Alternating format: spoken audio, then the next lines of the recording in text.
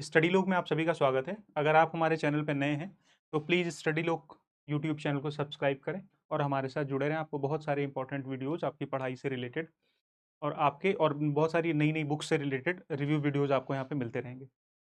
आज के वीडियो में हम देखने वाले हैं जो 2024 में भारत रत्न और पद्म पुरस्कार दिए गए हैं। आइए देखते हैं।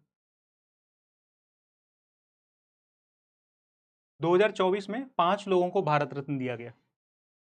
तो पहली बार ऐसा हो रहा है कि इतनी ज़्यादा संख्या में अधिकतम अभी तक 4 लोगों को ही दिया गया है 1 साल के अंदर।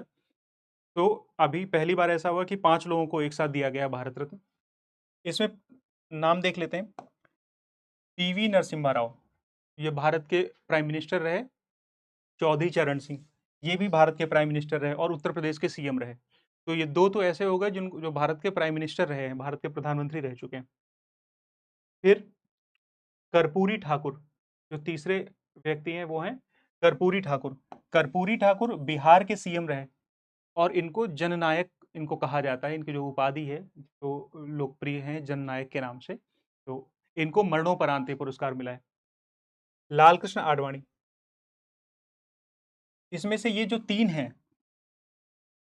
पीवी नरसिम्हा राव, चौधरी चरण सिंह और कर्पूरी ठाकुर, इन 3 लोगों को और ये चौथे एमएस स्वामीनाथन, इन 4 लोगों को मरणोपरांत भारत रत्न का पुरस्कार मिला है।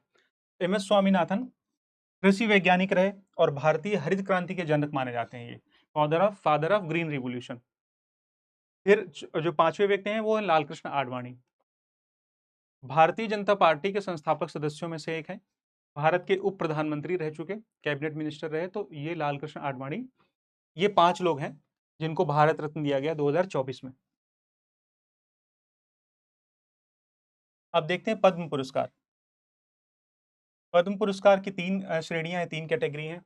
पद्मश्री, जो इन श्रेणियों में सबसे अभी नीचे स्तर का है वो पद्मश्री, फिर पद्म भूषण और पद्म विभूषण।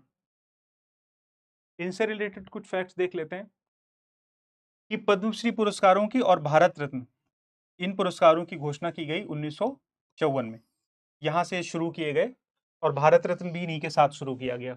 और किन क्षेत्रों में दिए जाते हैं तो कला, समाज सेवा, लोक सेवा, चिकित्सा, खेल, साहित्य, साइंस टेक, इंजीनियरिंग, इन सब क्षेत्र और लोक मामले, पब्लिक अफेयर्स, इनसे रिलेटेड ये जिन इन क्षेत्रों में काम करने वाले जो महत्वपूर्ण व्यक्ति होते हैं उनके अचीवमेंट्स के लिए, उनके योगदान के लिए ये पुरस्कार दिए जाते हैं।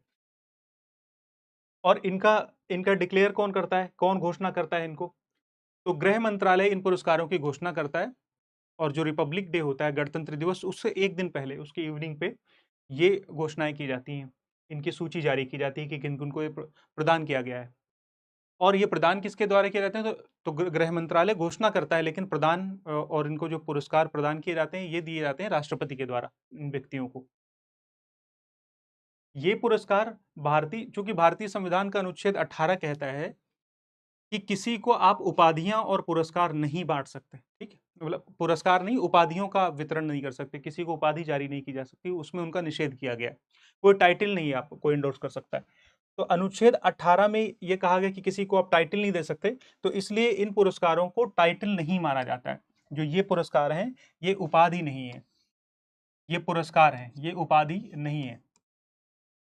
एक ही व्यक्ति को इसमें एक नियम है कि एक ही व्यक्ति को 2 पद्म पुरस्कार देने में 5 वर्षों का गैप होना चाहिए। मान लीजिए किसी को पद्मश्री दिया गया 2024 में, तो कम से कम 5 साल होने चाहिए कि उसको पद्म भूषण या पद्म विभूषण दिया जाए। तो पद्म पुरस्कारों की एक कैटेगरी मिलने के बाद दूसरे तरह का पुरस्कार कम से कम 5 सालों के अंतराल पे मिलना चाहिए।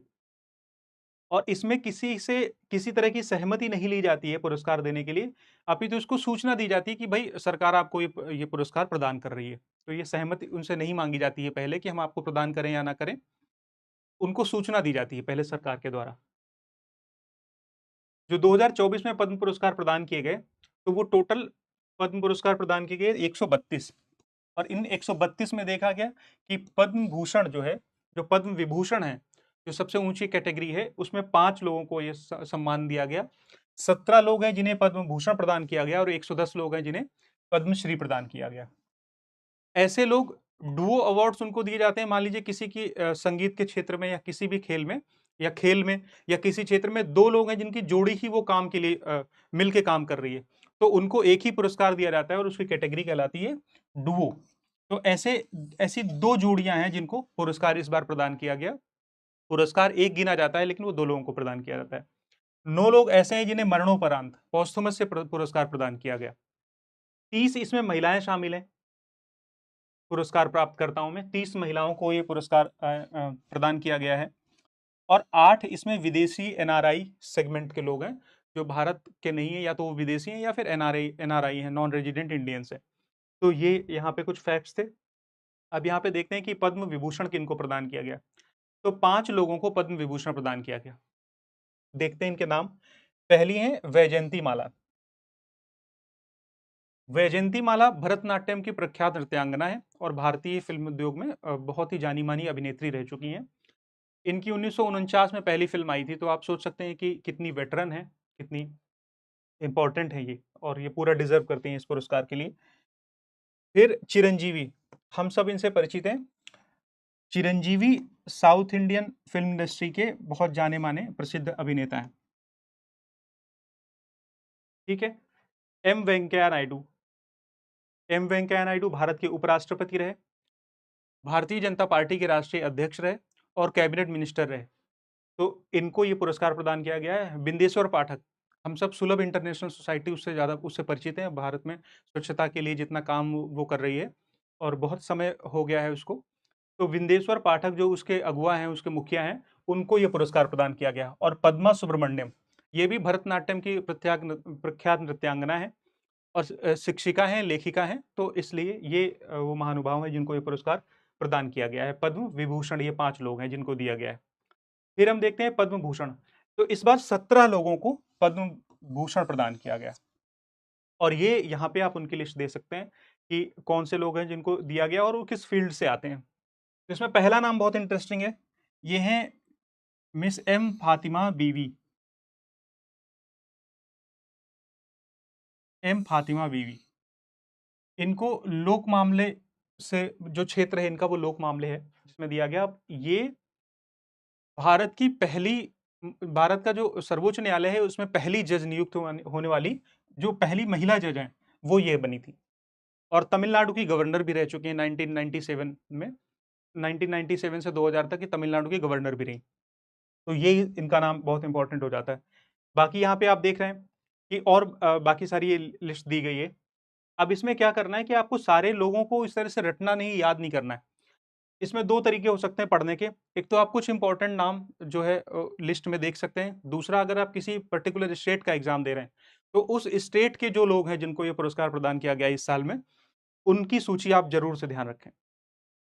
बाकी तो यहाँ पे आप उनकी लिस्ट देख पा रहे हैं। ये इसमें एक नाम आता है राम नाईक का।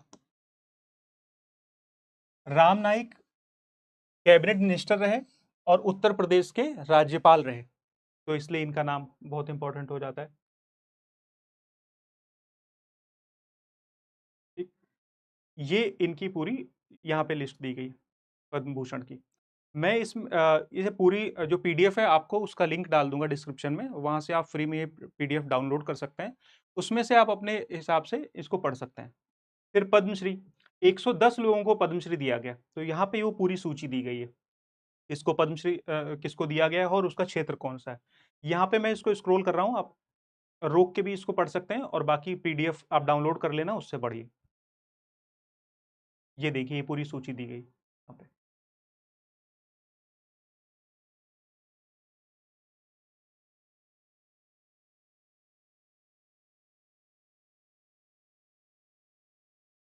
ये पूरी सूची आपको तीनों तरह के पद्मश्री, पद्म भूषण, पद्म विभूषण, उनकी सूची और भारत रत्न की सूची पूरी आपको इस पीडीएफ में मिल जाएगी। तो आप डाउनलोड करके उसको अच्छे से पढ़ सकते हैं। स्टडी लुक पब्लिकेशन बहुत सारे मैगजीन्स और जो है बुक्स पब्लिश करता है। यहाँ पे आप देख सकते हैं, अगर आप उत्तर प्रदेश का कोई एग्जाम देते हैं उसके सिविल सर्विसेज से रिलेटेड, आरओ, पीसीएस या फिर यूपीएसआई, यूपी कांस्टेबल, उसमें उत्तर प्रदेश विशेष यानी राज्य आधारित जो प्रश्न होते हैं वो इन पेपर्स से आप तैयार कर सकते हैं। बहुत अच्छे से आपको तैयारी हो जाएगी। 2024 के एडिशन दोनों के अवेलेबल हैं, हिंदी और इंग्लिश मीडियम दोनों में ये पेपर अवेलेबल है। आप इसको परचेज कर सकते हैं। ऑनलाइन भी अवेलेबल है और ऑफलाइन भी, यानी आप बुक्स शॉप से भी ले सकते हैं। ये आरओ के और आरओ का ये हिंदी का पेपर और यहाँ पर जीएस का, जो इन दोनों पेपर्स पे प्रैक्टिस सेट आपको यहाँ पे मिल रहा है। इनका प्राइस 50 टू 60 रुपीज़ है। आपको तो ज़्यादा महंगा आपको नहीं पड़ेगा और आपको इस पे डिस्काउंट भी मिल जाएगा। ये सामान्य हिंदी की बुक है। बहुत सारे एग्जाम्स में सामान्य हिंदी का जो भी सिलेबस है वो पूरा कवर होता है इस बुक से। तो इनको आप इन सारी बुक्स को या इसमें से कुछ भी आपको परचेज करना है तो यहाँ पे नंबर्स हैं, आप उन पे कॉल कर सकते हैं। वहाँ से आप चाहे बुक के कंटेंट से रिलेटेड हो या फिर परचेज करने के लिए आपको यहाँ से हेल्प मिलेगी। नीचे ईमेल आईडी भी है, आप यहाँ पे भी अपना मेल कर सकते हैं। स्टडी लूप यूट्यूब चैनल पे हमारे साथ बने रहने के लिए धन्यवाद। और आपके आगामी जो भी एग्जाम्स होने वाले हैं उनके लिए all the very best. Thank you so much.